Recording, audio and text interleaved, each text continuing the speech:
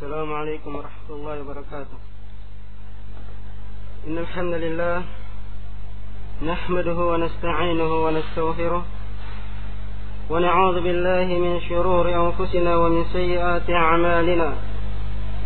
من يهده الله فلا مضل له ومن يضلل فلا هادي له. وأشهد أن لا إله إلا الله وحده لا شريك له وأشهد أن محمدا عبده ورسوله.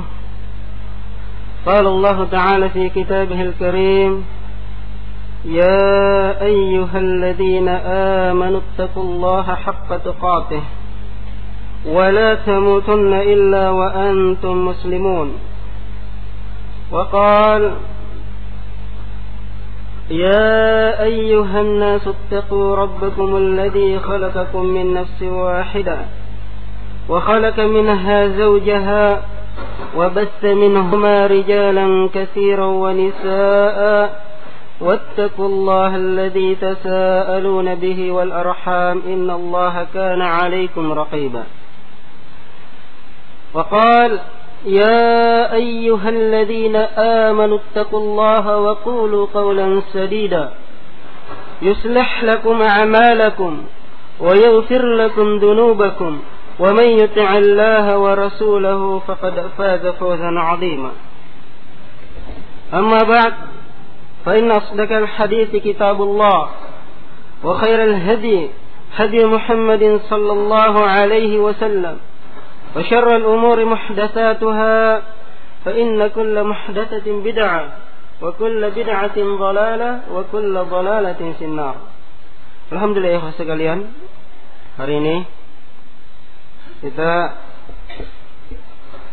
akan memulai materi kita, yaitu materi tentang ruqyah. Ikhwan sekalian, jamaah daurah yang insyaallah dimuliakan oleh Allah Subhanahu wa taala. Allah Subhanahu wa taala berfirman: "Qala ma mana'aka alla tusjuda id amartuk? Qala ana khairum minhu khalaqtani min nari wa khalaqtahu min tin."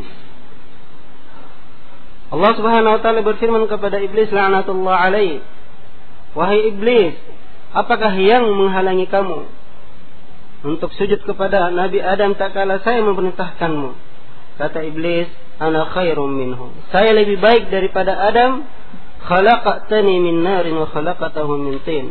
Engkau ciptakan saya dari api dan engkau ciptakan Adam dari tanah. Qala fahbit minha fama yakunu laka an tatakabbara fiha fakhruj innaka minas saghirin. Dikatakan kepada iblis, keluarlah engkau dari surga. Fahbit minha fama yakunu laka an tatakabbara fiha. Tidak pantas kamu bersifat sombong di dalamnya. Innaka minas saghirin, sungguhnya kamu orang-orang yang dihinakan. Qala fa bima aghwaytani laka qala rabbi bima qala rabbi. Dikatakan kepada iblis, keluarlah engkau dari surga karena kamu tidak pantas bersikap sombong di dalamnya. Kemudian iblis meminta kepada Allah Subhanahu wa taala, qala anzirni ila yaumi yub'atsun. Ya Allah, karena saya telah dicap sebagai orang yang sesat, maka panjangkanlah umur saya sampai hari kemudian. Allah Subhanahu wa taala berfirman, qala innaka minal munzarin. Kamu termasuk orang-orang yang ditangguhkan umurnya sampai hari kemudian. Qala fa bima aghwaytani la aq'udanna lahum siratakal mustaqim. Rabbku, karena saya telah dicap sebagai orang yang sesat, maka saya akan menyesatkan mereka semua. Jadi dari jalanmu yang lurus. Thumma la'atiyannahum min baini aydihim. Kemudian saya akan mendatangi mereka dari depan mereka, wa min khalfihim, dari belakang mereka, wa an shimalihim wa an yaminihim, dari kanan dan kiri mereka. Ihwa sekalian, kisah ini adalah sangat ma'ruf di kalangan umat manusia. Jangankan di kalangan umat Islam, semua umat Nasara dan Yahudi sangat mengenal kisah ini. Kisah di mana disuruhnya iblis laknatullah sujud kepada Adam alaihi salam dan dia membangkang kepada Allah Subhanahu wa taala karena kesombongan yang ada pada dirinya. Saya lebih baik daripada Adam, saya diciptakan dari api dan dia diciptakan dari tanah. Apa alhasil daripada ini? Allah Subhanahu wa taala melaknat iblis alaihi salam dan dia dilaknat, dikutuk sebagai orang yang tersesat dan permintaan dia dikabulkan oleh Allah Subhanahu wa taala sampai hari kemudian, dengan konsekuensi dia berjanji kepada Allah Subhanahu wa taala untuk menyesatkan Adam dan anak cucu Adam. Dan ini telah terbukti. Kita lihat jemaah sekalian, permusuhan iblis la'natullah, bendera peperangan telah dikibarkan oleh iblis la'natullah kepada Adam dan anak cucunya. Kita lihat bagaimana iblis mengeluarkan Nabi Adam alaihissalam dari surga.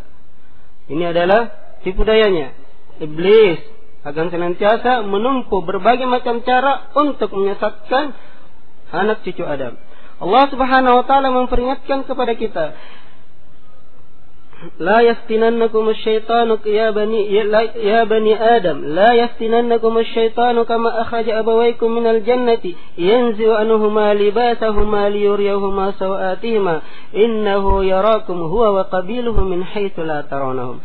Wahai anak cucu Adam, janganlah kalian mau tertipu, janganlah kalian mau tertipu dengan iblis dan syaitan-syaitan sebagaimana dia mengeluarkan ibu bapak kamu Adam dan Hawa dari surga.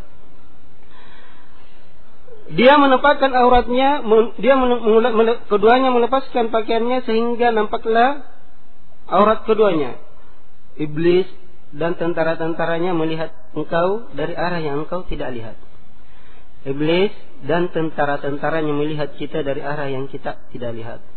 Ikhwah sekalian, iblis berbagai cara dia tempuh untuk menyesatkan kita, dengan kekafiran, dengan kemusyrikan, dengan bid'ah dan maksiat. Satu hal cara iblis menyesatkan anak cucu Adam yaitu dengan cara kesyirikan. Dan kesyirikan ini banyak macamnya, banyak ragamnya. Kadang kesyirikan ini dilemparkan kepada mereka dalam bentuk sihir. Kadang kesyirikan ini dilemparkan kepada mereka dalam bentuk dukun-dukun dan sebagainya. Maka dari itu materi kita hari ini adalah materi ruqyah sehubungan dengan permusuhan iblis kepada kita. Kita perlu mengenal apa itu ruqyah dan sebagainya supaya kita tidak termasuk atau kita tidak terjatuh ke dalam praktek-praktek ruqyah yang sesat dan kita bisa selamat dari makar-makar iblis la'natullah terhadap kita. Ikhwah sekalian, ruqyah itu secara bahasa artinya al-'audah, yaitu perlindungan. Ini sebagaimana yang dinukil oleh Ibnu Katsir di dalam An-Nihayah. Adapun secara istilah, berkata Syekh Shalih bin Abdul Aziz Al-Syekh, ar-ruqa asluha ad'iyah wa qira'ah wa nafsun yakunu fihi isti'anah atau isti'adzah, hadza asluhu. Katanya ar-ruqa asalnya adalah doa-doa, bacaan-bacaan dan tiupan yang di dalamnya mengandung permintaan tolong dan perlindungan kepada Allah Subhanahu wa taala. Ini asalnya. Yani al-qasdu minha ay yakunu samma daf'un lil bala aw raf'un lil bala bi isti'anah aw bi isti'adzah. Yani maksudnya dengan ruqyah ini adalah di dalamnya mengandung untuk mengangkat bala, untuk mencegah bala dengan pertolongan dan perlindungan kepada Allah Subhanahu wa taala. Itu makna ruqyah. Sebelum kita lanjut terhadap ruqyah ini, apakah ada dalil? Afwan. Itu pengertian ruqyah. Kemudian ruqyah ini itu diperuntukkan pada apa-apa saja. Ruqyah diperuntukkan kepada orang yang terkena sihir atau orang yang kesurupan jin. Ruqyah diperuntukkan terhadap orang yang kena ain, dan ruqyah juga bisa diperuntukkan kepada orang yang menderita sakit jasmani. Orang yang menderita sakit jasmani. Kita lihat, ruqyah diperuntukkan untuk orang yang kesurupan. Apa itu kesurupan? Kesurupan sudah ma'ruf di kalangan kita, yaitu masuknya jin di dalam tubuh anak cucu Adam. Dalilnya mana? Ibnu Utsaimin rahimahullah taala ditanya tentang apakah di sana hal hunaka dalilun anna al-jin yadkhulun ais, apakah di sana ada dalil bahwa jin itu bisa masuk ke dalam tubuh manusia? Maka Syekh menjawab, Di dalam fatwa beliau berkata, "Na'am, hunaka dalilun minal kitabi was sunnah ala anna al-jinna yadkhuluna al-ins." Na'am, di sana ada dalil dari kitab dan sunnah bahwa sesungguhnya jin bisa masuk ke dalam tubuh manusia. Faminal Qur'ani qauluhu ta'ala, di antara dalilnya dari Al-Qur'an Allah Subhanahu wa taala berfirman, "Alladzina ya'kuluna ar-riba la yaqumuna illa kama yaqumu alladzi yatakhabbathu asy-syaitanu minal mas." Al-Baqarah ayat 285. Adalah orang-orang yang memakan riba di hari kemudian tidaklah mereka dibangkitkan kecuali bagaikan orang-orang yang kesurupan jin. Orang-orang yang kesurupan jin. Qala Ibnu Katsir rahimahullah taala. Ibnu Katsir berkata, "La yaqumuna min quburihim yaumal qiyamah illa kama yaqumul masrah hala sarhihi wa takhabbathu asy-syaitan lahu." Berkata Ibnu Katsir, tidaklah mereka bangkit dari kubur mereka di hari kemudian kecuali sebagaimana bangkitnya orang-orang yang terkena sihir, orang-orang yang kesurupan, tak kalah mereka kemasukan syaitan. Wa min as-sunnati qauluhu ta'ala. Dan Syekh Ibnu Utsaimin menjawab, dan di antara dalilnya dari sunnah Rasulullah sallallahu alaihi wasallam bersabda, "Inna asy-syaitana yajri min ibni Adam majrad dam." Rawahu Bukhari wa Muslim. Rasulullah SAW bersabda, sungguhnya syaitan mengalir di dalam tubuh anak cucu Adam bagaikan aliran darah atau aliran darah. Jadi syaitan itu atau jin itu mengalir dalam tubuh kita bagaikan aliran darah. Ini di antara dalil-dalil bisanya jin itu masuk ke dalam tubuh manusia. وقال الأشعري من في مقالات أهل السنة والجماعة إنهم أي أهل السنة والجماعة يقولون إن الجنية يدخلون في بدن المسروح واستدل بالآيات السابقة. Al-Ash'ari dalam makalah Ahlus Sunnah wal Jamaah berkata, sungguhnya mereka, yaitu Ahlus Sunnah wal Jamaah berkata, sungguhnya jin masuk ke dalam tubuh yang kesurupan dengan berdalilkan ayat yang tadi, yaitu surat Al-Baqarah. وقال عبد الله بن أحمد وقال عبد الله الإمام أحمد قلت لأبي إن قوما يزعمون أن الجنية لا يدخلون في بدن الإنس فقال يا بني يكذبون هو ذا يتكلم على لسانه. Katanya Abdullah bin Imam Ahmad, anak Imam Ahmad berkata kepada bapaknya, wahai bapakku, ada sekelompok kaum yang berkata, yang menyangka bahwa sesungguhnya jin itu tidak bisa masuk ke dalam tubuh manusia. Imam Ahmad berkata, wahai anakku, mereka itu berdusta. Bahkan jin itu bisa berbicara di dalam tubuh manusia dengan lisan-lisan yang dikesurupan itu. وقد جاءت أحاديث عن رسول الله صلى الله عليه وسلم رواها الإمام أحمد والبيهقي أنه أتى بصبي مجنون فجعل النبي صلى الله عليه وسلم يقول اخرج عدو الله وفي بعض الألفاظ اخرج عدو الله أنا رسول الله فبرئ الصبي. Dan sungguh telah datang dari hadis Rasulullah sallallahu alaihi wasallam yang diriwayatkan oleh Imam Ahmad dan Al-Baihaqi. Sungguhnya beliau berkata, didatangkan kepada Rasulullah sallallahu alaihi wasallam anak kecil yang gila. Maka Rasulullah sallallahu alaihi wasallam berkata kepada jin yang ada di dalam tubuh anak itu, "Ukhruj adu Allah. Keluarlah engkau wahai musuh Allah, keluarlah engkau wahai musuh Allah." Dan di dalam lafaz lain dikatakan ukhruj adu Allah ana Rasulullah. Wa keluarlah engkau wahai musuh Allah, sungguhnya saya Rasul Allah Subhanahu wa taala. Maka sembuhlah anak kecil itu. Ini di antara dalil-dalil bahwa kesurupan atau masuknya jin ke dalam tubuh manusia itu bisa terjadi. Maka kata Syekh di sini, fa anta tara anna fi hadhihi al-mas'alah dalilan min أن في هذه المسألة دليلا من القرآن الكريم ودليلين من السنة وأن قول أهل السنة والجماعة وقول أئمة السلف والواقع يشهد به وما هذا لا ننكر أن يكون للجنون سبب آخر من تواتر الأعصاب والاختلاط وغير ذلك. Katanya, maka engkau bisa melihat pada permasalahan ini, yaitu pada permasalahan bahwa masuknya jin ke dalam tubuh manusia, di sana ada dalil dari Al-Quran dan 2 dalil dari sunnah Rasulullah sallallahu alaihi wasallam.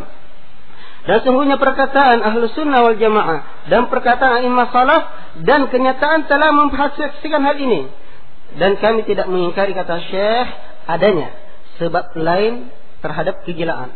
Adanya orang gila disebabkan sebab lain, bukan karena disebabkan oleh jin saja. Itu ya, ikhwan sekalian. Ini perkataan Syekh Ibnu Utsaimin rahimahullah taala, ditanya tentang apakah jin bisa masuk ke dalam tubuh manusia. Ini diantara dalilnya. 1 dari Al-Quran dan 2 dari hadis Rasulullah sallallahu alaihi wa alihi wasallam.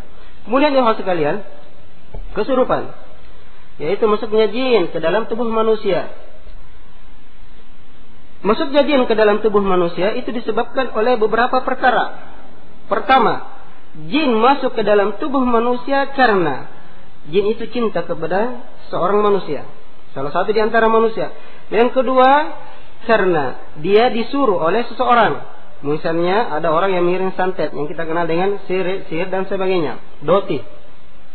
Yang ketiga, karena jin itu betul-betul benci terhadap orang itu, karena mungkin orang ini menyakiti sanjing dan indikasi yang lainnya. Yang pertama, jin masuk ke dalam tubuh seseorang karena dia cinta kepada seseorang ini. Dan ini terjadi. Kita saksikan dalam kehidupan nyata kita. Di sana pernah ada kisah yang kita saksikan di bumi Ambon. Ada seorang perempuan. Alhasil singkat cerita, perempuan ini sudah sejak kecil, sejak SMP, dia diikuti terus oleh jin ular. Sampailah dia dikenal dengan nama lain. Tidak usah terlalu detail ya. Terus perempuan ini sudah berapa orang yang ingin berbuat senonoh padanya tapi tidak berhasil. Dan sudah 2 orang yang melamar dia, bahkan menikahi dia, tidak berhasil. Malam pertamanya gagal dan dia selalu lari. Suaminya selalu lari. Alhamdulillah, Ahlus Sunnah wal Jamaah mendarat di bumi Ambon dan mendengar hal itu sehingga diruqyahlah perempuan tersebut. Setelah diruqyah, perempuannya alhamdulillah bisa selamat dan lepas dari kungkungan jin ular ini. Dan dia dinikahi oleh ihwa dan alhamdulillah tidak terjadi apa-apa. Dalam masa-masa peruqyaan terjadi banyak kisah-kisah aneh yang terjadi. Banyak kisah-kisah aneh yang terjadi. Di antara salah satu kisahnya, pernah tangannya muncul kepala ular. Jadi air yang diruqyah itu dia minum seketika habis. Seketika habis. Orangnya sekarang alhamdulillah kenal sunnah dan istiqamah dan sudah dinikahi oleh ihwa kita. Suami pertamanya meninggal di pertempuran dan suami keduanya ada di Ambon. Ini salah satu kisah bahwa jin itu cinta kepada perempuan ini dan senantiasa mengikutinya, masuk ke dalam tubuhnya. Kemudian kisah yang kedua, hal yang kedua bahwa jin bisa merasuki seseorang, masuk ke dalam tubuh seseorang karena marah atau karena jin ini disikati oleh seseorang tersebut. Pernah ada juga kisah yang kita saksikan, yang kita alami. Ada pernah sebuah kisah, seorang perempuan, dia punya anak binaan, jenis anak TK lah begitu.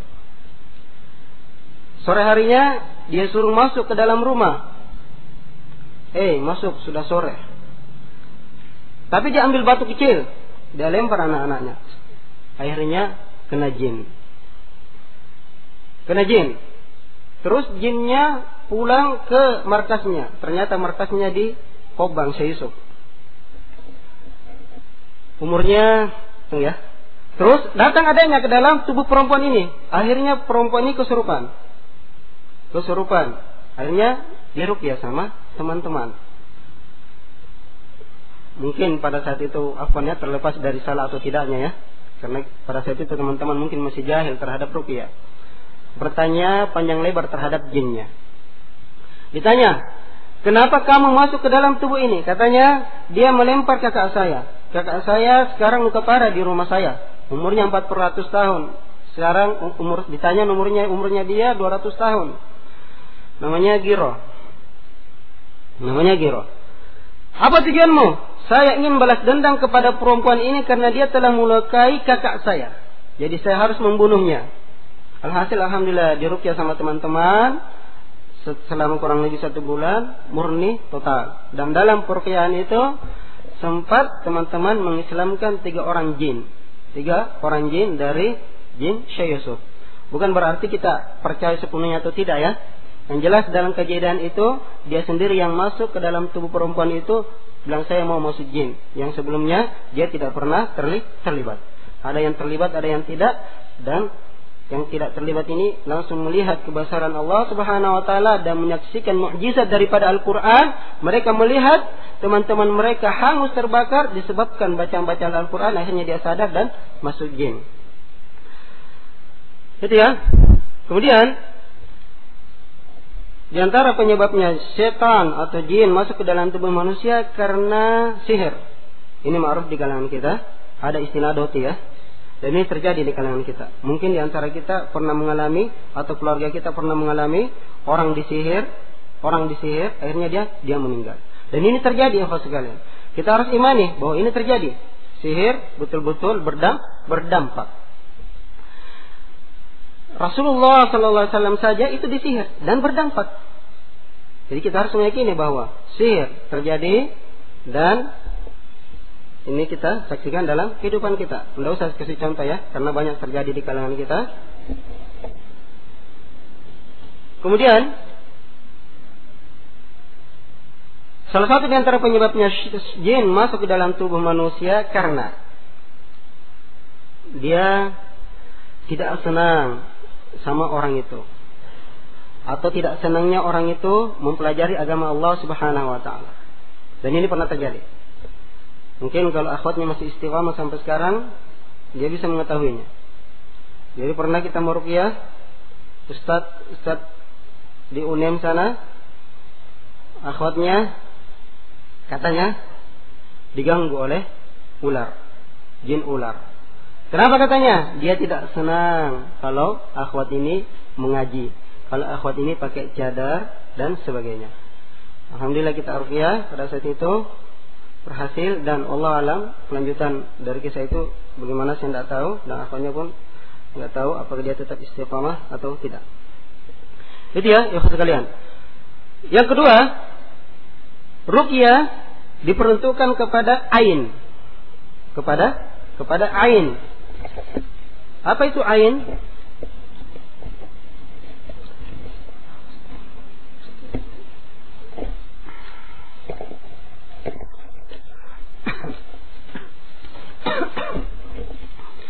Ain, kita lihat di sini perkataan a'imah kita tentang ain. Berkata Al-Hafidz Ibnu Qayyim rahimahullah taala di dalam Zadul Ma'ad jilid 3 halaman 65, beliau berkata,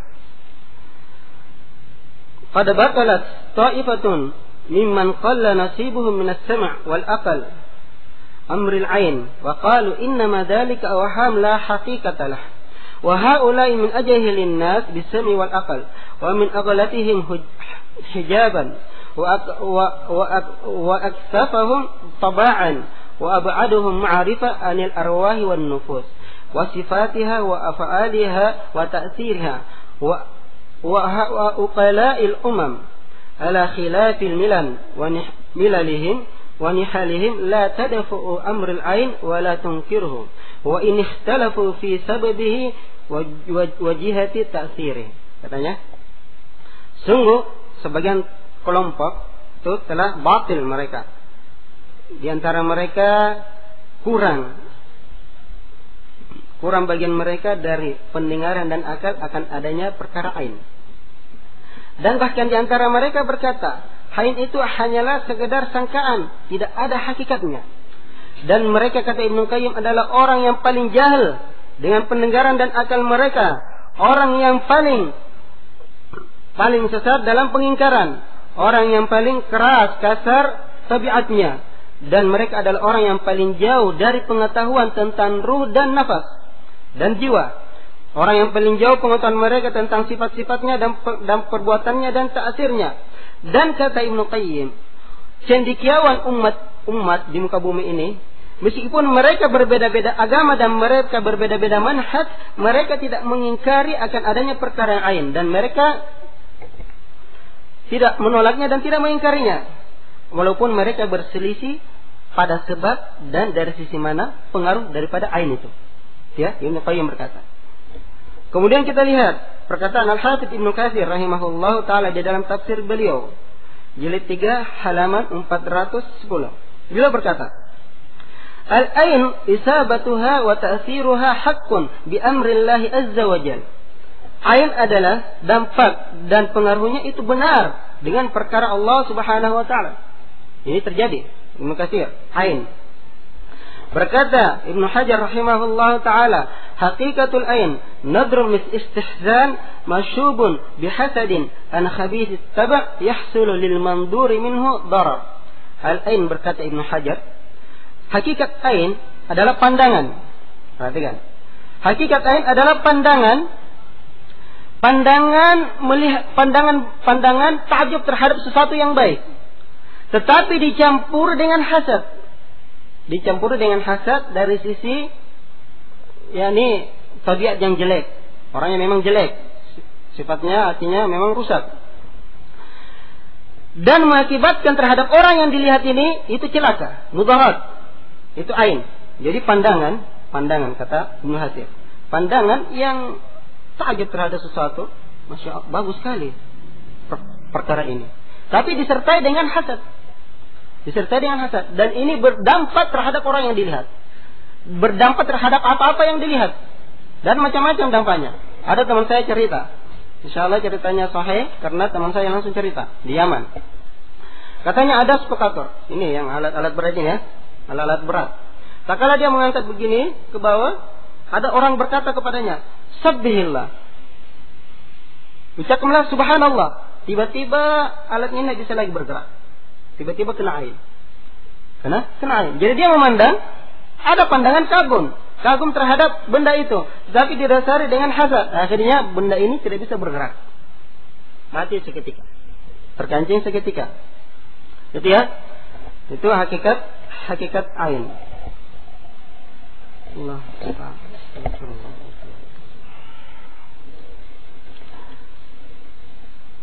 Kemudian kita lihat perkataan Ibnu Asir rahimahullah taala tentang al-ain di dalam kitab beliau An-Nihayah jilid 3 halaman 332.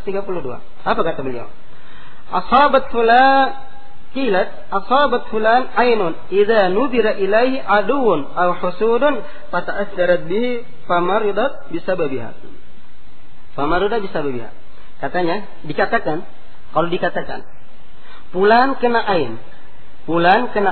Jikalau dia dipandang karena permusuhan dan hasad, maka berdampak padanya dan menyebabkan dia sakit. Itu ain. Jadi kalau dikatakan ain, si fulan kena ain, karena dilihat padanya, ada yang melihatnya. Kenapa? Pandangannya ini tercampur dengan permusuhan dan hasad. Akhirnya menyebabkan dia sakit. Kemudian dalil akan adanya ain dari al-hadits dari Abi Hurairah radhiyallahu anhu qala Rasulullah sallallahu alaihi wa alihi wasallam, al-ain haqqun muttafaqun alaih. Ain itu benar adanya. Diriwayatkan oleh Bukhari dan Muslim. Dan di antara hadisnya lagi an Ibnu Abbas radhiyallahu anhu qala Rasulullah sallallahu alaihi wa alihi wasallam, al-ainu haqqun walau kana syai'un sabiqil qadar la sabaqatuhu al-ain wastaqsaltum faksiluhu. Katanya, ain itu adalah hak, dan seandainya ada sesuatu yang mendahului qadar, maka ainlah itu yang mendahului qadar. Maka jikalau diminta kepada kalian supaya kalian mandi, maka mandilah kalian. Maksudnya di sini, kalau ada yang kena ain, kalian tahu bahwa yang orang yang ain kepada kalian tahu orangnya. Kalian minta kepadanya untuk dia mandi, dan air daripada bekas mandinya ini antum ambil untuk wudu. Ini hadis Rasulullah yang diriwayatkan oleh Imam Muslim di dalam Kitabus Salah, bab Abdik Warruqa, halaman jilid 14 halaman 171 dalam Syarah An-Nawawi. Ya. Kemudian di antara dalilnya dari hadis Rasulullah sallallahu alaihi wasallam akan adanya ain. An Asma binti Umays radhiyallahu anha qalat, "Ya Rasulullah, inna bani Ja'far tusibuhum ain. فأسترقيه لهم فقال نعم فلو كان شيء سابق القضاء لسبقته العين." Katanya Asma binti Umays berkata kepada Rasulullah sallallahu alaihi wasallam, "Wahai Rasulullah, sungguhnya Bani Ja'far itu kena ain. Apakah saya mau ruqyahnya?" Maka Rasulullah, "Iya, ruqyahlah." Dan seandainya kata Rasulullah ada sesuatu yang mendahului qada, maka sungguh ain itulah yang mendahulinya. Ya, jadi di antara dalil-dalil hadis ini akan adanya ain. Jadi ain sekali lagi pandangan yang disertai dengan hasad dan permusuhan.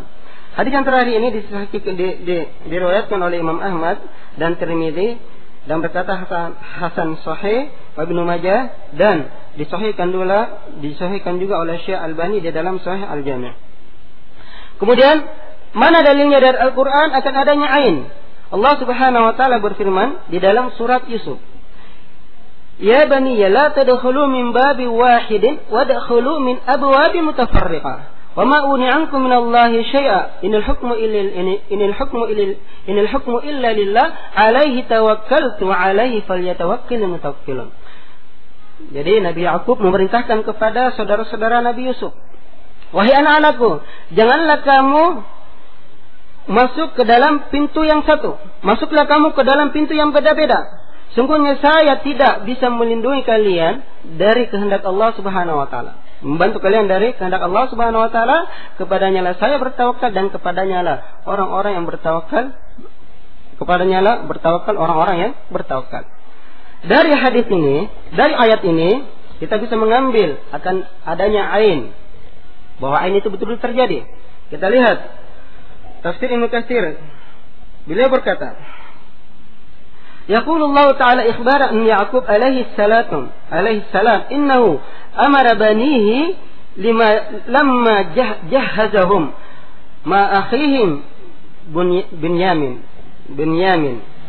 ila Misr alla yadkhulu kulluhum min babin wahid liyadkhulu min abwabin mutafarriqah fa innahu kama qala Ibnu Abbas wa Muhammad ibn Ka'ab wa Mujahid wa Dhahhak wa Qatadah wa Suddi wa ghairu wahidin innahu khusya 'alaihim al-ain wa dhaka bi annahum kanu dawi jamalin wa hayatin hasanah. Berkata Ibnu Katsir dalam ayat ini, Allah Subhanahu wa taala mengkhabarkan tentang keadaan Yakub alaihissalam tak kala Yakub memerintahkan anaknya, tak kala mereka dibagi antara Benyamin dan yang lainnya, supaya mereka tidak masuk ke dalam pintu yang satu kepada Mesir. Kalau mereka mendatangi Mesir, jangan masuk ke dalam pintu yang satu, supaya mereka masuk ke dalam pintu yang lain, berbeda-beda. Karena sungguhnya sebagaimana yang dikatakan oleh Ibnu Abbas dan Muhammad ibn Ka'ab wa Mujahid wa Dhahhak wa Qatadah wa Suddi wa ghairu wahidin innahu khusya 'alaihim al-ain. Sungguhnya Yakub mengkhawatirkan terhadap anaknya ain kalau mereka masuk dalam satu pintu. Ini sebagaimana yang dikatakan oleh Ibnu Katsir. Yakub mengkhawatirkan kepada anak-anaknya kalau dia masuk ke dalam pintu yang satu, dia akan kena ain. Kenapa? Li'annahum kanu dawi jamalin wa hayatin hasanah. Karena mereka adalah orang yang apalagi indah perawakannya dan bentuk mereka ganteng-ganteng pada saat itu. Jadi bapaknya mengkhawatirkan supaya mereka masuk ke dalam pintu yang lain, dikhawatirkan mereka tidak kena ain. Ini dalilnya bahwa ain itu ada dari Al-Qur'an. Kemudian dalilnya dari Al-Quran lagi dalam surat, itu dari surat Yusuf ya, ayat 4, kalau nggak salah ayat 67. Kemudian dalilnya dari Al-Quran lagi di surat Al-Qalam ayat 51. Allah Subhanahu wa taala berfirman, "Wa ayyakadul ladzina kafaru la yazlikuna bi absarihim lamma sami'u dzikra wa yaquluna innahu lamajnun." Hampir-hampir orang-orang kafir itu menggelincirkan kamu wahai Muhammad dengan pandangan-pandangan mereka tak kala mereka mendengar Al-Quran dan mereka berkata, sungguhnya Muhammad adalah orang yang gila. Dikatakan oleh Ibnu Katsir dalam tafsirnya, berkata Ibnu Abbas wa Mujahid, liyuzlikunahum, yaitu dengan mata-mata mereka, liyu'inunak, bima'na yahsudunak libaghdihim iyyak. Katanya, yaitu liyuzlikunaka, yakni di situ adalah dengan pandangan-pandangan mereka. Mereka akan melihat kamu dengan ain dari pandangan-pandangan mereka, dengan hasad kepadamu dan kebencian kepadamu. Ini diantara dalilnya. Jadi liyuzlikunaka di situ ditafsirkan oleh Mujahid dan Ibnu Abbas adalah ain dari mata-mata mereka, karena hasad dan permusuhan kepada engkau, kebencian kepada engkau Muhammad. Ini diantara dalilnya bahwa ruqyah itu diperuntukkan juga kepada ain, dan ruqyah juga diperuntukkan kepada penyakit badan. Dalilnya mana? Dalilnya an Abi Sa'id Al-Khudri radhiyallahu an. Ya, itu. Dalilnya mana? Allah Subhanahu wa taala berfirman, "Wa nunazzilu minal Qur'ani ma huwa syifaa'un wa rahmatun lil mu'minin." Dan kami, Allah Subhanahu wa taala berfirman,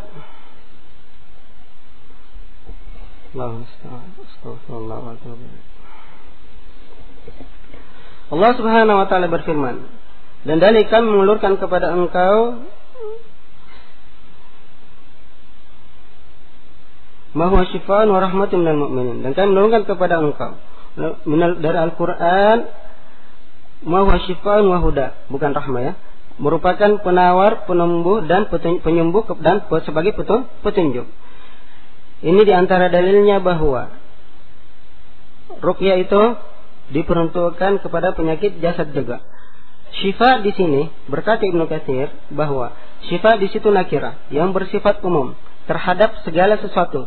Bukan saja ruqyah diperuntukkan kepada kesurupan jin, tetapi juga ruqyah diperuntukkan kepada penyakit jasad. Diperuntukkan juga kepada penyakit jasad. Kalau kita lihat baca tafsir di sini, tafsirnya Syekh, Astagfirullahaladzim,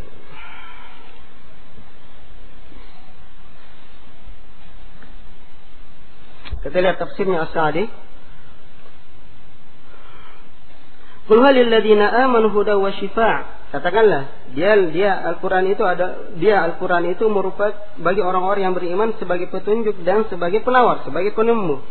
Dikatakan di sini oleh As-Sa'di, yahdihim li tariqir rasydi was-siratil mustaqim wa yu'allimuhum minal 'ulumin nafi'ah bal bihi tahsulul hidayat tam wa shifaa' lahum minal ashqa'il badaniyah wa asqamil qalbiyah. Katanya, maksudnya ini adalah memberikan petunjuk kepada mereka, memberikan mereka petunjuk. Dan apalagi jalan yang benar dan mengajarkan kepada mereka ilmu yang bermanfaat. Dengannya akan dihasilkan hidayah yang sempurna. Katanya wasyifa' lahum min asqa'il badaniyah, dan penyembuh bagi mereka, penawar bagi mereka dari penyakit badan dan penyakit hati, penyakit qalbiyah. Ini diantara dalilnya bahwa penyakit ruqyah itu juga diperuntukkan untuk badan, bukan cuma diperuntukkan untuk penyakit jasad, dan bukan cuma diperuntukkan bagi ain dan kesurupan. Kemudian, teman sekalian, itu tentang apa lagi? Ruqyah diperuntukkan bagi apa? Diperuntukkan bagi ain, diperuntukkan bagi kesurupan, dan diperuntukkan bagi penyakit jasad. Kemudian, apa hukum ain? Apa hukum ruqyah itu?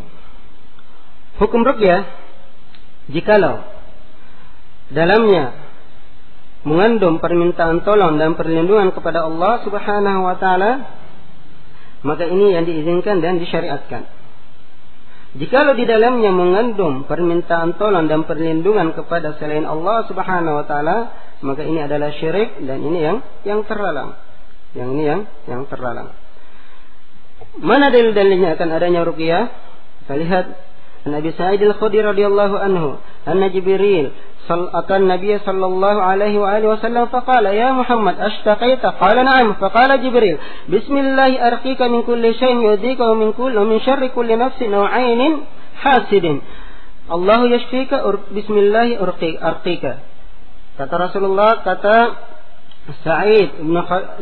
Abi Sa'id al-Khudri radhiyallahu anhu, sungguhnya Jibril mendatangi Rasulullah sallallahu alaihi wasallam dan berkata, wahai Muhammad, apakah engkau mengeluh kesakitan? Rasulullah berkata, iya. Maka Jibril berkata dengan menyebut nama Allah, saya meruqyah engkau dari segala sesuatu yang menyakitimu dan dari kejelekan semua jiwa atau ain yang hasad kepadamu. Allah Subhanahu wa taala yang menyembuhkanmu. Dengan menyebut nama Allah Subhanahu wa taala saya meruqyah engkau. Hadis ini diriwayatkan oleh Imam Muslim. Di antara dalilnya akan adanya ruqyah. Kemudian dalilnya lagi an Auf bin Malik al-Ashja'i radhiyallahu an qala kunna narki fil jahiliyyati fa qulna ya Rasulullah kaifa tara fi dhalik fa qala a'ridu alayya ruqakum la ba'sa bir ruqa ma lam yakun fihi syirkun rawahu Muslim. An Auf bin Malik berkata, dulu kami mempunyai ruqyah kami meruqyah di zaman jahiliyah. Maka kami berkata kepada Rasulullah sallallahu alaihi wasallam, wahai Rasulullah, bagaimana pendapatmu terhadap yang demikian itu? Maka Rasulullah sallallahu alaihi wasallam berkata, datangkanlah kepada saya ruqyah kalian, perlihatkan kepada saya ruqyah kalian, la ba'sa bir ruqa ma lam yakun fi syirkun, tidak apa-apa dalam ruqyah selama tidak ada padanya kesyirikan. Kemudian an Jabir bin Abdullah radhiyallahu anhu qala naha Rasulullah sallallahu alaihi wasallam anir ruqa faja'alu Amr bin Hazm ila Rasulillah sallallahu alaihi wa alihi wasallam faqalu innahu kanat indana ruqya narqi min al-aqrab wa innaka nahayta anir ruqa faqala fa'araduha alaihi faqala ma ra'a ba'san man istata'a minkum an yanfa'a akhahu falyanfa' rawahu Muslim. Dari Jabir bin Abdullah radhiyallahu anhu beliau berkata, Rasulullah sallallahu alaihi wasallam melarang dari ruqyah. Maka keluarga Amr bin Hazm datang kepada Rasulullah sallallahu alaihi wasallam dan mereka berkata, sungguhnya kami mempunyai ruqyah. Kami meruqyah dari sengatan kalajengking dan engkau melarang dari ruqyah wahai Rasulullah. Maka didatangkan kepadanya ruqyah itu, diperlihatkan kepadanya ruqyah itu, maka Rasulullah berkata, ma ara ba'san man istata'a minkum ay yanfa'a akhahu falyanfa'. Saya melihat tidak apa-apa, barang siapa di antara kalian yang sanggup untuk memberikan manfaat kepada saudaranya, maka lakukanlah. Kemudian di antara dalilnya Al-Shifa binti Abdullah radhiyallahu anha annaha kanat turki fil jahiliyah falamma jaa al-Islam qalat la arqi hatta asta'dhin Rasulullah sallallahu alaihi wa alihi wasallam fa ataituhu fasta'dhantuhu faqala anha Rasulullah sallallahu alaihi wa alihi wasallam irki ma lam yakun fiha syirkun. Shifa binti Abdullah radhiyallahu anha, sungguhnya dia meruqyah di zaman jahiliyah. Maka tak kala datang Islam dia berkata, saya tidak akan meruqyah sampai minta izin kepada Rasulullah sallallahu alaihi wasallam. Maka dia mendatangi Rasulullah dan minta izin padanya, dan Rasulullah berkata kepadanya, meruqyahlah kamu selama tidak ada kesyirikan padanya. Yang diriwayatkan oleh Ibnu Bajah. Kemudian di antara dalilnya lagi an Ubadah bin Samit radhiyallahu anhu qala kunna arqif min al-humati wal 'ain fil jahiliyati falamma aslamtu dzakartuha li Rasulillah sallallahu alaihi wasallam a'ridha alayya fa'araduha alayhi faqala irqi biha fala ba'sa bihi. Dari Ubadah bin Samit radhiyallahu anhu qala saya dulu meruqyah dari ain dan huma, sengatan, kalajengking dan lainnya. Kemudian tak kala saya Islam, saya menyebutkan ini kepada Rasulullah sallallahu alaihi wasallam. Maka Rasulullah berkata, perlihatkan padaku ruqyahmu. Maka diperlihatkan padanya, maka Rasulullah berkata, meruqyahlah kamu selama di dalamnya la ba'sa bihi, meruqyahlah kamu, maka ini tidak apa-apa. Ini di antara dalilnya akan adanya ruqyah. Dan masih banyak lagi dalil yang lain. Kemudian ya sekalian, ada hadis dari Rasulullah sallallahu alaihi wasallam dari Ibnu Abbas yang diriwayatkan oleh Bukhari wa Muslim. Rasulullah sallallahu alaihi wasallam, al-hadis kita tidak sebutkan semuanya, uridat alayya al-umam fara'aitu an-nabiyya wa ma'ahu wan nabiyya wa ma'ahu rajul wa rujulan wan nabiyya wa laysa ma'ahu ahadun id rufi'a li sawadun 'azim fa nadantu annahum ummati fa qila li hadha Musa wa qaumuhu fa nadartu ila sawadin 'azim fa qila li hadha ummatuk wa ma'ahum 70,000 yadkhuluna al-jannata bighairi hisabin wa la 'adab al-hadith wa fihi humul ladina la yartaquna wa la yaktawun wa la yatatayyarun wa ala rabbihim yatawakkalun. Rasulullah sallallahu alaihi wasallam bersabda, "Diperlihatkan kepadaku umat-umat di hari kemudian. Maka saya melihat seorang nabi dan bersamanya ar-rah. Pengikutnya sekitar 3 sampai 10, 9. Dan saya melihat seorang nabi dan bersamanya seorang lelaki dan 2 orang lelaki. Dan saya melihat seorang nabi dan tidak ada seorang pun yang bersamanya. Maka saya tiba-tiba saya melihat kalau sekelompok orang banyak, sekelompok orang banyak. Maka saya melihat bahwa dia adalah umatku. Maka dikatakan kepadaku bahwa dia adalah Musa dan umatnya dan kaumnya. Dan saya melihat kepada kelompok yang besar dan dikatakan kepadaku bahwa mereka itu adalah umatmu dan bersama mereka 70.000 golongan yang 70.000 orang yang masuk surga tanpa hisab dan tanpa diadab. Mereka adalah al-hadis, kelanjutan hadis adalah orang yang tidak minta diruqyah, tidak minta dikai, yaitu pengobatan dengan besi, dan tidak bertatayyur, menggantungkan sesuatu kepada perkara, apa itu kepada burung atau kepada bintang. Mereka masuk ke dalam surga tanpa diadab dan tanpa disiksa. Wa ala rabbihim yatawakkalun. Ingat, dalam ayat dikatakan wa ala rabbihim yatawakkalun, dan kepada Tuhan mereka bertawakal. Timbul iskal, apakah ruqyah itu menafikan tawakal? Sementara dikatakan bahwa ruqyah itu adalah merupakan jenis obat penyembuhan, dan ini dilakukan oleh Rasulullah sallallahu alaihi wasallam dan para sahabatnya. Tapi dikatakan wa ala rabbihim yatawakkalun, dan kepada Tuhan mereka bertawakal. Mereka bertawakal. Untuk menjawab pertanyaan ini, maka kita datangkan perkataan para a'imah kita. Berkata Ibnu Qayyim rahimahullah ta'ala. Perkataannya ini dinukil oleh Syekh Sulaiman Ibnu Abdul Wahhab di dalam kitab beliau Tafsir Azizul Hamid. فقد تضمنت هذه الأحاديث إثبات الأسباب والمسببات وإبطال قوله من أنكرها والأمر بالتداوي وأنه لا ينافي التوكل كما لا ينافي فيه في دفع الداء والجوع والعطش والحار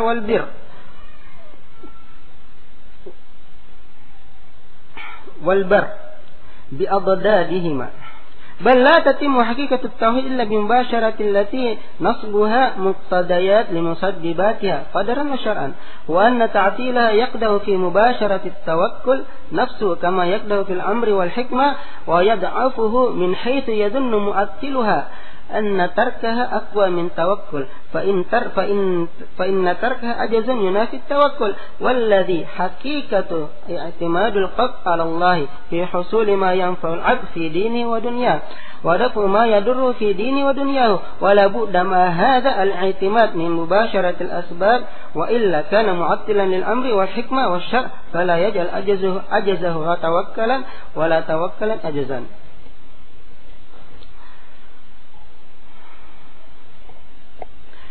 Ibnu Qayyim rahimahullah ta'ala berkata, hadis ini mengandung penetapan sebab dan penyebabnya, dan batalnya perkataan orang yang mengingkari sebab dan penyebabnya, dan perintah untuk berobat itu tidak menafikan tawakal, sebagaimana tidak menafikannya di dalam, tidak adanya penafian di dalam menahan lapar, menahan minum, menahan panas dan dingin dengan lawan-lawannya. Bahkan tidak akan sempurna tauhid kecuali dengan melakukan sebab itu, yang penegakannya merupakan keharusan dari penyebab, apa itu secara qadaran dan syara'. Dan sesungguhnya membatalkan sebab merupakan qadah di dalam tawakal, sebagaimana merupakan qadah itu celaan, dan meninggalkan sebab itu merupakan celaan terhadap tawakal itu sendiri. Sebagaimana celaan pada perintah dan hikmah.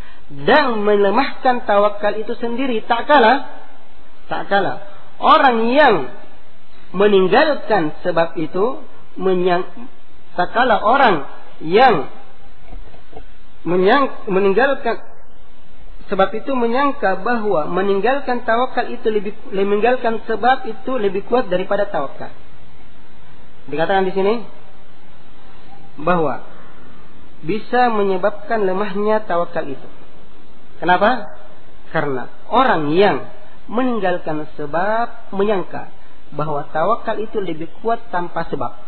Tawakal lebih kuat tanpa sebab. Dan sungguhnya meninggalkan sebab merupakan kelemahan dan menafikan tawakal itu sendiri.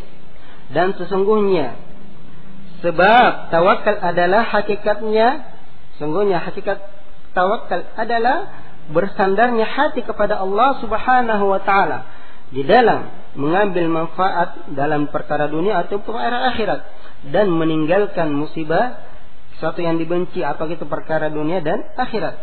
Maka boleh tidak bersamaan dengan ini kesandaran diri kepada Allah Subhanahu wa taala, kesandaran hati kepada Allah Subhanahu wa taala itu harus mengambil sebab, harus melakukan sebab.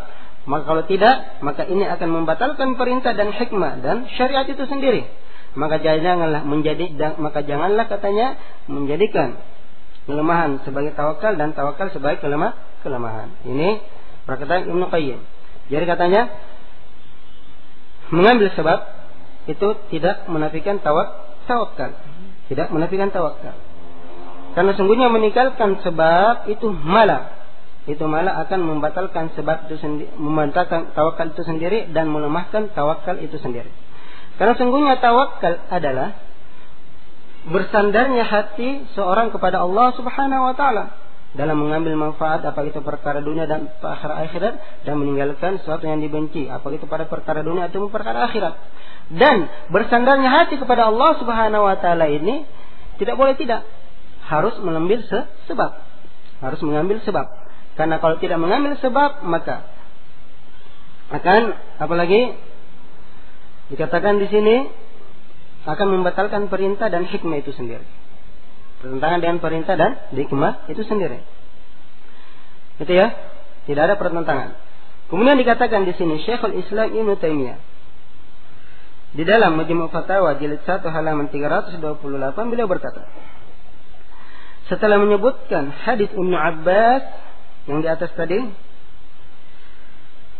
fahaulai min ummati, dan mereka adalah umatnya.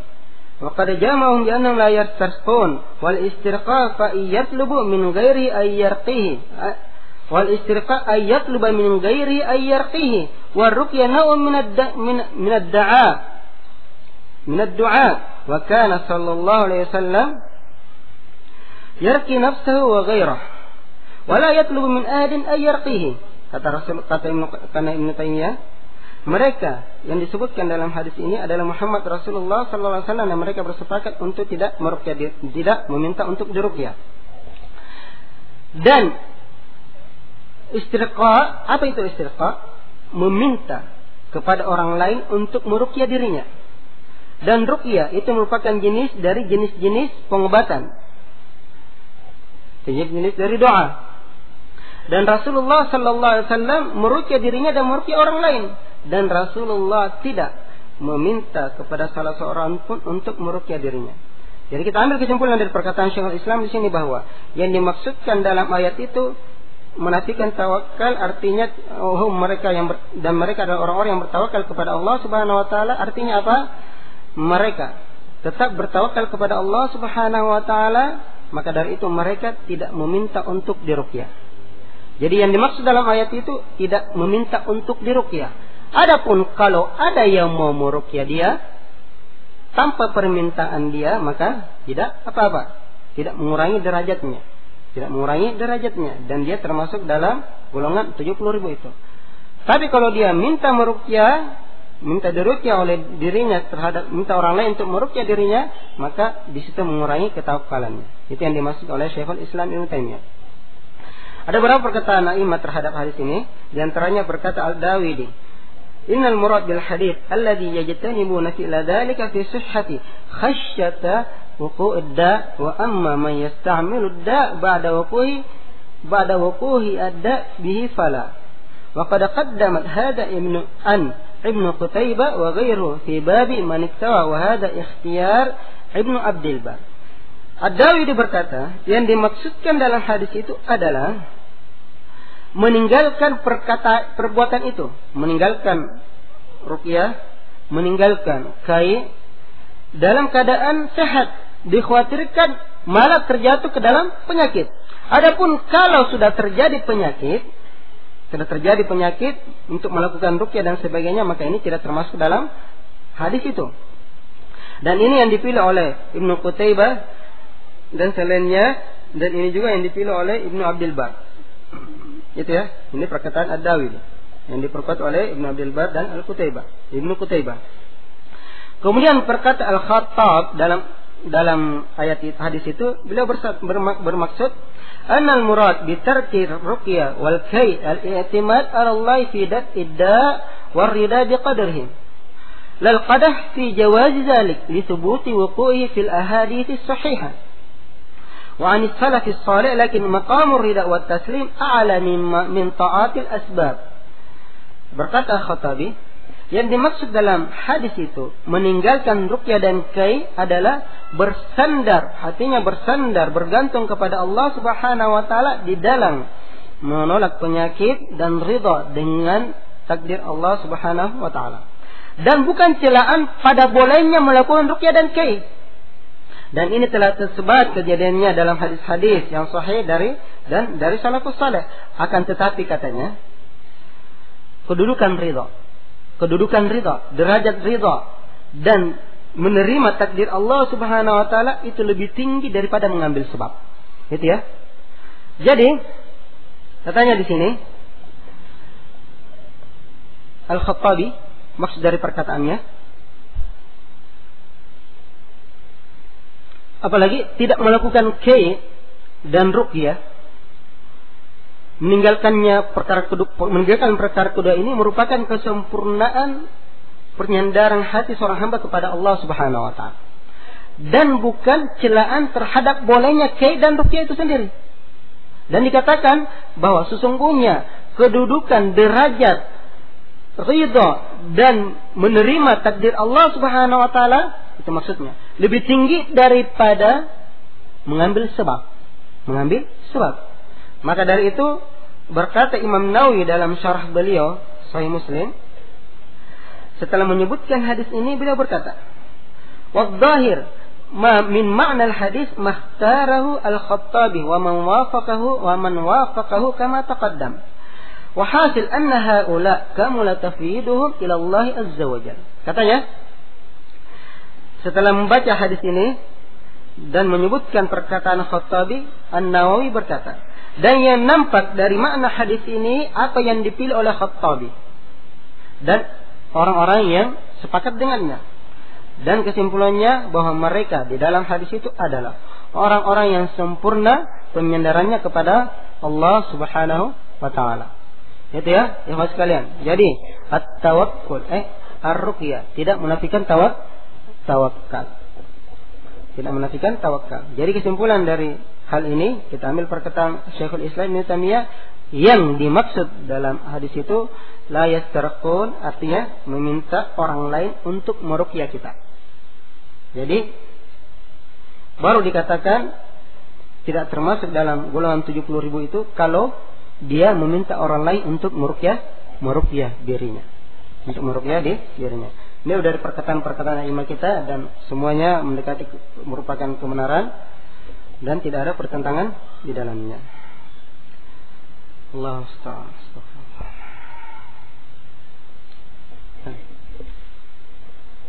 Mana Fatimah? Panitia. Kita sampai di sini saja dulu ya. Ya, 15 ya. Oh, 15. Sekarang atau masih ada 10 menit? Oh. Kita lanjut ya sedikit.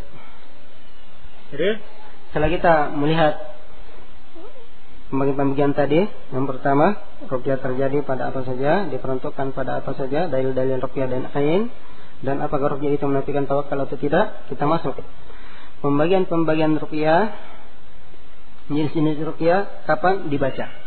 Kapan dibaca. Ruqyah dibaca pada dua tempat. Yang pertama, tuqra'u ruqyah lidaf'il bala qabla wuqu'ihi. Ruqyah dibaca itu sebelum terjadinya bala, untuk mencegah bala sebelum terjadinya. Ruqyah dibaca untuk mencegah bala, bencana sebelum terjadinya. Qabla wuqu'ihi, sebelum terjadinya. Ini adalah ruqyah. Dalilnya banyak sekali. Dari Utsman bin Affan radhiyallahu anhu qala Rasulullah sallallahu alaihi wa alihi wasallam, man qala fi awwal yawmihi aw fi awwal laylihi bismillahilladzi la yadurru ma'a ismihi syai'un fil ardi wa la fis sama' wa huwa as-sami'ul 'alim thalath marrat lam yadurru syai'un fi dhalika al-yawm aw fi dhalika al-layl. Akhrajahu Abu Dawud fi Kitabil Adab. Dari Utsman radhiyallahu anhu berkata, sungguhnya Rasulullah sallallahu alaihi wa alihi wasallam berkata, barang siapa yang membaca di awal harinya atau di awal malamnya bismillahilladzi la yadurru ma'a ismihi syai'un fil ardi wa la fis sama' wa huwa as-sami'ul 'alim, tidak dengan menyebut nama Allah Subhanahu wa taala yang dengan namanya tidak ada sesuatu yang membahayakan di langit dan di bumi, dan dia Maha mendengar dan Maha melihat, 3 kali. Kata Rasulullah, la yadurruhu syai'un fi dzalika yaum aw fi dzalika al-lail. Maka tidak ada yang bisa mencelakakannya sedikit pun, sesuatu apapun pada malam itu atau pada siang itu. Ya. Jadi ini digolongkan zikir pagi dan sore. Ini ruqyah dibaca sebelum terjadinya bencana. Kemudian di antara ruqyah yang dibaca sebelum terjadinya bencana dari Khawla binti Hakim radhiyallahu anha qalat, sami'tu Rasulullah sallallahu alaihi wa alihi wasallam yaqul, man nazala manzilan thumma qala a'udzu bi kalimatillahi tamma min syarri ma khalaq lam yadurruhu syai'un hatta yartahila min manzilihi dzalik. Rawahu Muslim.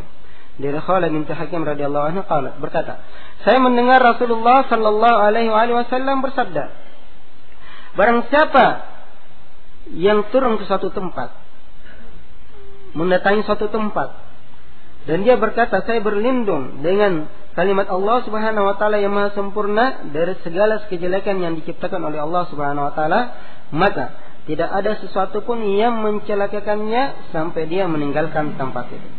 Ini doa bagus sekali ya sekalian. Kita baca doa ini tak kala kita masuk ke suatu kampung, dan ingat syaitan senantiasa memusuhi kita dan dia selalu ada di tempat manapun. Maka dari itu kita senantiasa berdoa kepada Allah Subhanahu wa taala tak kala kita memasuki suatu tempat atau singgah di suatu tempat atau turun di suatu tempat. Ini doa yang mujarab dari Rasulullah sallallahu alaihi wasallam. Kemudian di antara ruqyah yang dibaca sebelum terjadinya bencana dari Abi Mas'ud radhiyallahu anhu, Rasulullah sallallahu alaihi wasallam berkata, man qara'a bil ayataini min akhir surat Al-Baqarah fi lailatin kafata. Barang siapa yang membaca 2 ayat terakhir dari surat Al-Baqarah pada malam hari, maka sungguh akan mencukupkannya. Ya. Kemudian di antara dalilnya lagi dari Abu Hurairah radhiyallahu anhu qala anna Rasulullah sallallahu alaihi wasallam qala man qala la ilaha illallah wahdahu la syarika lah lahul mulku wa lahul hamdu wa huwa ala kulli syai'in qadir fi yawmin 100 marra kanat lahu adlu 10 riqab wa kutibat lahu 100 hasanat wa muhiyat anhu 100 sayyi'at wa kanat lahu hirsan min asy-syaitan yawmihi dhalika hatta yumsi wa lam ya'ti ahadun bi afdali mimma ja'a bihi illa rajulun amila aktsara minhu.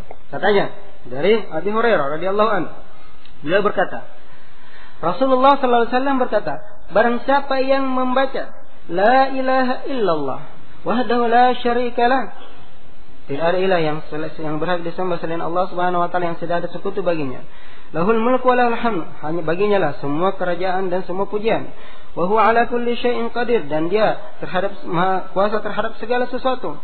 Pada hari katanya barang siapa yang membaca ini dalam satu hari 100 kali kata Rasulullah, maka baginya akan mendapat pahala bagaikan membebaskan 10 orang budak, dan akan ditulis baginya 100 kebaikan, dan akan dihapus darinya 100 kejelekan, dan baginya ada penjagaan dari syaitan pada hari itu sampai paginya lagi, sampai berlalu hari itu.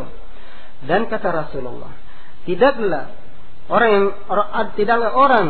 ada orang yang datang lebih sempurna, dan tidak ada orang yang lebih sempurna yang mendatangkan hal itu kecuali lelaki yang mengamalkan lebih banyak darinya. Ya. Jadi tidak ada orang yang sempurna dari yang mengamalkan 100 ini kecuali ada orang yang datang setelahnya mengamalkan lebih banyak, lebih dari 100. Ini ikhwan sekalian, ruqyah yang dibaca setelah terjadinya sebelum terjadinya bala, dan ini mujarab sekali. Berkatalah salah satu ustadz kita dari Madinah, ada kisah di Saudi katanya, ada seorang syekh yang meruqyah, kemudian jinnya disuruh keluar. Apa kata jinnya? Syekh, saya mau keluar dari tubuh ini, tapi saya dengan satu syarat. Apa syaratnya? Saya masuk ke dalam tubuhmu.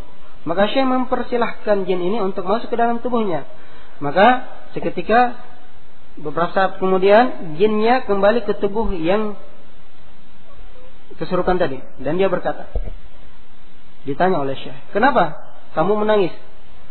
Saya tidak masuk ke dalam tubuhmu Syekh, tidak bisa masuk ke dalam tubuhmu. Kenapa kamu tidak bisa masuk ke dalam tubuhku? Katanya, karena engkau membaca La ilaha illallah wahdahu la syarikalah, lahul mulku wa lahul hamdu wa huwa ala kulli syai'in qadir 100 kali pada subuh harinya. Ini ya. Ini doa yang gampang ya sekalian.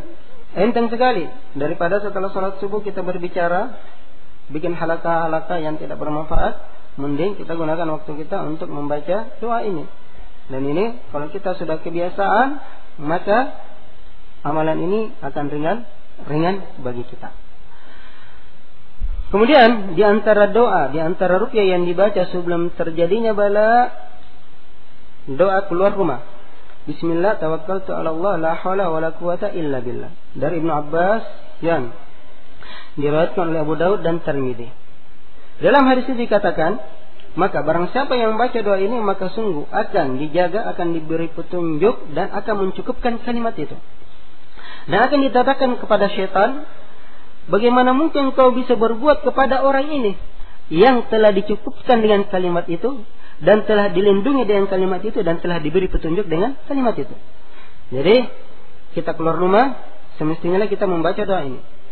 Ruqyah, doa sebelum terjadinya bala. Dan insyaallah kita akan terhindar dari berbagai musibah dengan izin Allah Subhanahu wa taala. Itu ya, di antara ruqyah-ruqyah yang terjadi yang dibaca sebelum terjadinya bala. Kemudian ruqyah bagian kedua, ruqyah yang dibaca setelah terjadinya bala. Dan ini akan kita bahas di sini. Ini inti materi kita. Ruqyah yang dibaca setelah terjadinya bala, bencana, musibah. Dalilnya sangat banyak sekali. Dari Abi Sa'id Al-Khudri radhiyallahu anna Jibril atan Nabi sallallahu alaihi wasallam faqala ya Muhammad ashtakaita faqala na'am faqala bismillahi arqika min kulli shay'in yudika wa min syarri kulli nafsin aynin aw aynin hasidin Allah yashfika bismillahi arqika. Rawahu Muslim. Rasulullah sallallahu alaihi wasallam didatangi oleh Jibril, dan Jibril berkata kepada Rasulullah, wahai Muhammad, apakah engkau mengeluh kesakitan? Rasulullah menjawab, iya. Maka Jibril berkata, saya dengan menyebut nama Allah Subhanahu wa taala meruqyamu dari segala sesuatu yang menyakitimu dan dari segala kejelekan jiwa atau ain yang hasad. Di Allah yang menyembuhkan kamu, saya meruqyah kamu dengan nama Allah Subhanahu wa taala. Dan banyak lagi dalilnya yang telah kita sebutkan tadi. Ruqyah dibaca setelah terjadinya bala. Kita akan lanjutkan materi kita setelah salat asar. Pembagian selanjutnya tentang ruqyah, khusus ruqyah yang terjadi, yang dilakukan setelah terjadinya bala. Ya. Sampai sini dulu. Kita lanjutkan setelah asar. Subhanallah bihamdik asyhadu an la ilaha illa anta astaghfiruka wa atubu ilaik. Astaghfirullah.